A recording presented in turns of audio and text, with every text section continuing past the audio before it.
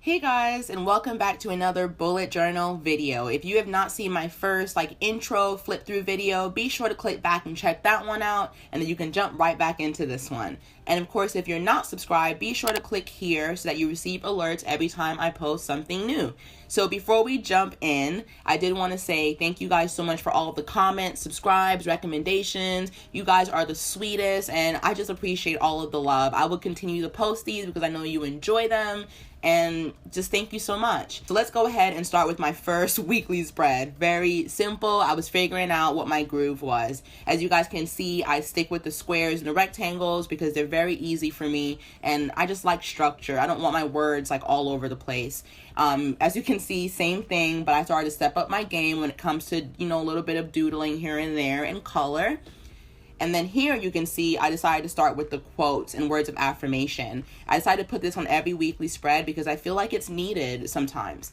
And then here is my quick monthly view. I try to include this on every single weekly spread that I do, just kind of like a reference, something to remind me of where I am in the month.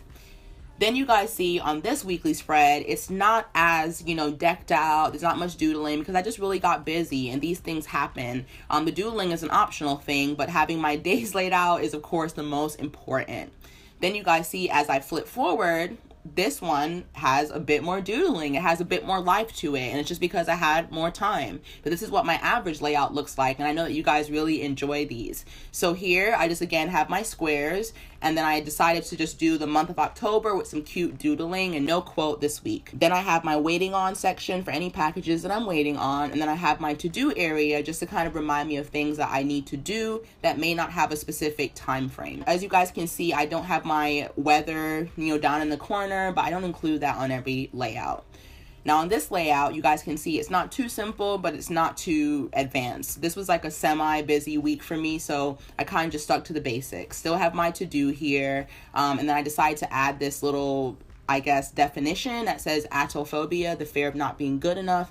This is a particularly hard week for me. I was going through a lot, so it was just a reminder that this is something that everyone goes through, and it will pass. Things will get better. You guys can see I still have my little monthly quick view down here in the corner, and I decided to go ahead and jump back into putting my weather on each day. It's kind of like a reference tool, so I can know if it's a good day to record outside, what to wear, things like that. Now let's look at some examples of other weekly spreads.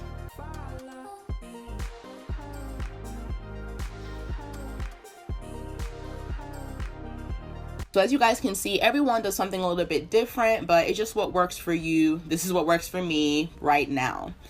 Now it's time to do the next weekly spread. Here you can see I'm not going to start on this page. I'm going to skip to and start here. And it's just because I don't know if I'm going to need this extra space to add anything else. And if you guys look at my other weekly spreads, here I have it right behind each other. This was a week that I didn't need anything else in between. But again, I tend to skip 2 pages every single time. It just really depends. And it's up to you. Here you see 2 pages skipped and nothing is there. And I skipped 2 more pages and nothing is there. There was a subscriber that gave me the recommendation of putting maybe recipes or fonts that I'm learning, like hand lettering. And that's a good idea. So I think I'm going to do that and then maybe just index. So again, I'm going to skip 2, and then here are the pages that I'm going to use to do my weekly. I'm excited, and I hope you guys are too. And now I'm going to show you the basic tools that I use to get going. So I have my Staedtler felt tip pen, my whiteout marker for mistakes, a pencil, then of course a good eraser and ruler, just to be more precise, but it's okay if mistakes happen. We're all human. So if you guys enjoy videos like this, definitely let me know and be sure to give me a thumbs up. And let's just jump right into it, you guys. I hope you enjoy.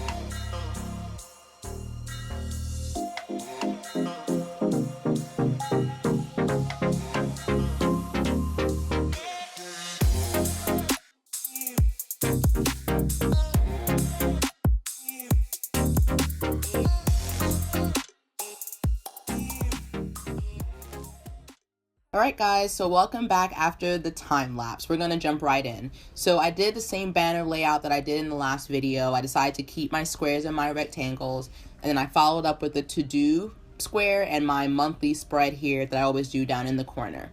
I did the quote, "Do what scares you the most," for some motivation. And if you guys notice, I kind of have a theme for October with words like fear and scared and, you know, I'll save you from the terrors on the screen, just because I thought it was cute to kind of have a theme for this month. Now, if you guys look, I already put my task in here. Of course, we know anything with this little clock image means that it's a timed event, and anything with a square is just a task for me, if you guys remember my index page. Anything with a bullet point is just an event that's going to happen that day, but no real time frame. Then over here, I'm just adding one more thing that I forgot to add, which is to wash my blankets before my friend comes into town, and that's a task, so it's going to have a square.